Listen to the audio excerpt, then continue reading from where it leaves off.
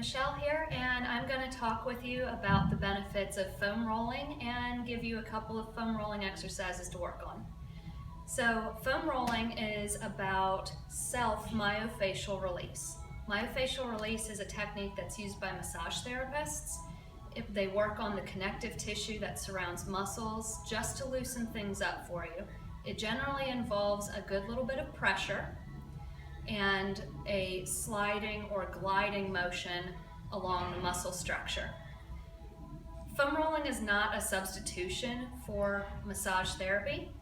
Just ask Nadia downstairs, but foam rolling can be useful for before and after exercising because it improves blood flow, it improves movement, and it improves range of motion. And each of those things will work towards injury prevention. They will work towards muscle recovery, a decreased recovery time after exercise, and you might also find that you experience a good bit of improvement in your exercise performance. There are three main areas that a lot of people find a good bit of benefit from foam rolling: the calves, the quadriceps, and the upper and mid back. So we're going to start with the calves. You want to lay your foam roller down and sit behind it.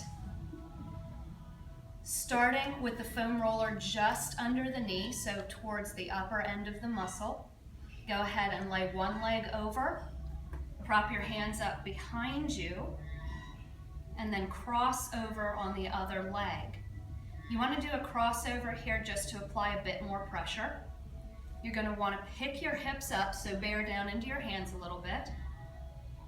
And all we want to do is start pulling ourselves along the foam roller with the hands until we find the part of the muscle that's sorest. We want to hold there for a little bit, pretty much just as long as it takes to find that the soreness starts going away. Once you've done that, move on to the next sorest spot. So generally you'll find that you can work downwards toward the Achilles tendon, towards your ankle. Generally hold for anywhere around 10-15 seconds. You probably notice most of the benefit the longer it is you hold it. So just to keep that in mind for when you are planning your exercise routine. You might end up spending a few minutes with a foam roller. So that was the calves. Quadriceps. There are a few different movements you can do over the foam roller that work on the quadriceps, because we have those muscles supporting towards the sides as well as the front of the leg. You can lay directly over top and pull yourself along, starting with the foam roller at about hip level, just underneath the hips. All you're going to do is stand on the toes and in your hands, pull yourself along. You can prop yourself up on your elbows instead of your hands so that you drop down into a little bit more pressure on the quadriceps. You can do both quadriceps at the same time, especially when you're working with the frontmost aspect of the muscle group. If you want to get into the sides of the legs, you're going to need to lay more towards one side or another, so you'll have to do one leg at a time. Starting again near the hip, and you'll want to bend your knees for this, just for putting yourself over the foam roller. Helps you with balancing. Extend the uppermost leg outward so that you've got a little bit better balance. Straighten through your hip a little bit, but keep your knee bent.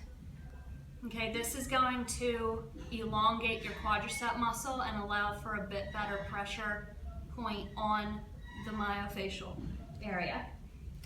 Pull yourself along with your hands and support with the other foot. Again, find the area that's most sore, hold. Once you feel it release a little bit, move on to the next most sore area. For the inner part of the muscle, you're actually going to want to start by straddling the foam roller. Extend the leg that you want to work on. So you're going to work on the inside of this leg. Turn about 45 degrees over top, and then lay across on the muscle, not the hip. Again, pull yourself along until you find where it's most sore. Keep going towards the knee. So we've done the calves, we've done the quadriceps, now we need to do the back. Mostly people find they are sore in the area of the back between the shoulder blades. One thing we want to make sure we're doing with the foam roller is never to run over the spine itself directly. So what we want to do is start by sitting on top of the foam roller. We won't need to stay there long, don't worry about that. Lay across it, longwise, making sure that you're not lying directly on the spine. Prop yourself up on the elbows first. Make sure you are next to the spine but not on top. You'll probably feel the back of your ribs against the foam roller. Go ahead and lay your head down. Your neck is not touching the foam roller, just your head. Cross your arms and then twist just a little. You'll experience a little pressure in the area right behind the shoulder blades. If you need a bit more pressure, go ahead and work your way back towards center. Push down into your heels to raise your hips. Cross your arms again and shift again. What you'll be able to do there, again, is hold when you find a spot that really bothers you and release that spot when it's no longer sore.